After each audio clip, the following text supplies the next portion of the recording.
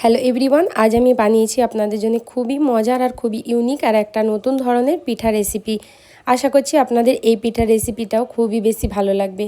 নরম তুলতুলে, দেখুন পুরো পুড়ে ঠাসা। তো চলুন ভিডিওটা দেখে দিই। পুরো ভিডিওটা আপনারাও কিন্তু অবশ্যই দেখবেন। সবার প্রথমে দেখুন এখানে 1 প্যাকেট পরিমাণ আমি সুজি নিয়েছি। আর সরাসরি কিন্তু সুজিটাকে নিয়ে আমাদের মিক্সিং জারের মধ্যে দিয়ে দিতে হবে। সাথে দেখুন এখানে নিয়ে নিচ্ছি অল্প পরিমাণ চিনি। চিনিটা অবশ্যই মিষ্টি অনুযায়ী আপনারা আপনাদের স্বাদ অনুযায়ী ব্যবহার করবেন। এই দুটোকে খুব ভালোভাবে আমি পিষে নেব।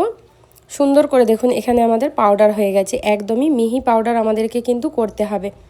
যতটা মিহি পাউডার হবে ততটাই কিন্তু পিঠাটা খেতে সুন্দর হয়। তো চলুন এই ব্যাটারটাকে একটা আলাদা বাটির মধ্যে আমি ঢেলে নিচ্ছি। ব্যাটারটা দেখুন এটা একটা আলাদা বাটির মধ্যে ঢালা হয়ে গেল। এবার আমি এর মধ্যে দিয়ে দেবো হালকা উষ্ণ গরম দুধ। দুধটা কিন্তু হালকা উষ্ণ গরম রাখতে হবে, এতে কিন্তু সুজিটা খুব সুন্দরভাবে ফুলে যাবে আর খুব সুন্দরভাবে স্মুথ হবে। এবার দুধটা অল্প অল্প করে দিয়ে একটা গাঢ় ব্যাটার আমাদের তৈরি করতে হবে। মানে খুব বেশি গাঢ় না আর খুব বেশিও কিন্তু পাতলা না, মিডিয়াম ব্যাটার আমাদের তৈরি করতে হবে। তো চলুন সুন্দরভাবে এটাকে ফেটিয়ে নিচ্ছি। প্রথমে দেখুন খুব সুন্দরভাবে কিন্তু আমি ফেটিয়ে নিয়েছি। এবার এটাকে ঢাকা দিয়ে আলাদা রেখে দেবো আর চলে যাব সরাসরি এর পুরটা কিভাবে তৈরি করছি সেটা দেখাবার জন্য। দেখুন এখানে আমি নিয়ে নিয়েছি হচ্ছে একটা প্যান, আর প্যানের মধ্যে দিয়ে দেবো হচ্ছে নারকেল কোড়া। এখানে একটা গোটা নারকেল আমি করেছি। সাথে দিয়ে দেবো এখানে কিছুটা পরিমাণ খেজুরের গুড়ের পাটালি, এটাকেও আমি গ্রেট করে দিয়ে এবার এটাকে হাই ফ্লেমে অনবরত নাড়াচাড়া করতে করতেই দেখবেন পাটালি আর নারকেল একসাথে কিন্তু সুন্দরভাবে মিশে যাবে। এই দুটোকে নিয়ে খুব ভালোভাবে এবার আমাদের নাড়াচাড়া করতে থাকতে হবে। দেখবেন 5 মিনিটের মধ্যেই কিন্তু এটা খুব সুন্দর একটা ব্রাউন কালার চলে আসবে। যে নারকেলে এক্সট্রা ময়েশ্চার থাকে সেটাতেই কিন্তু হয়ে যায়, কোনো রকম এক্সট্রা এখানে কিন্তু জল দেওয়ার দরকার পড়ে না।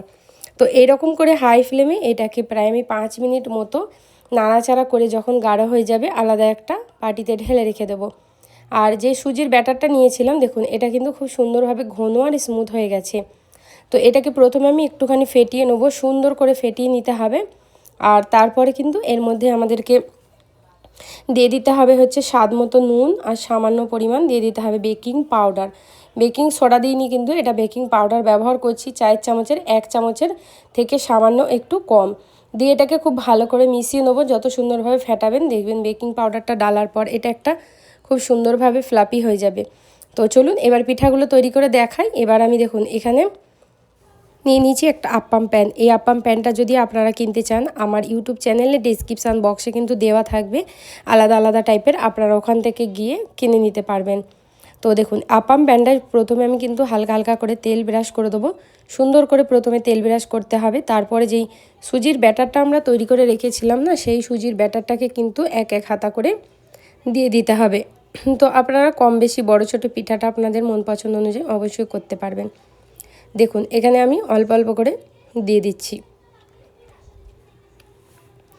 সবগুলো ব্যাটার। ঠিক আমি এইভাবেই এবারে দিয়ে দেবো আর আমি দেখাচ্ছি না। তো চলুন পুরো ব্যাটারটা দেওয়ার পরে তারপরে দেখিয়ে দিচ্ছি। যদি আপনাদের ভিডিওটা ভালো লেগে থাকে একটুও অবশ্যই লাইক কমেন্ট শেয়ার করতে আমার চ্যানেলটা কিন্তু বন্ধুরা একদম ভুলবেন না। আর আমার ফেসবুক পেজটাকে অবশ্যই বন্ধুরা ফলো করে নেবেন।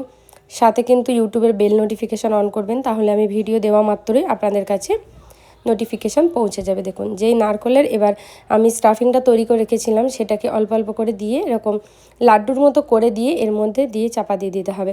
ঠিক এইভাবে কিন্তু আমি সবগুলোর মধ্যেই কিন্তু দিয়ে দেবো, দিয়ে আমি এরকমভাবেই কিন্তু পুরোটা চাপা দিয়ে দিয়ে করে দেবো। তো দেখুন খুবই সহজ, পিঠাটা খেতে কিন্তু দুর্দান্ত হয়। অবশ্যই বন্ধুরা আপনারা এইভাবে তৈরি করে দেখবেন। সবগুলো যে পিঠা তৈরি হয়ে যাবে তখন কিন্তু এরকম ঢাকাটা দিয়ে দিতে হবে।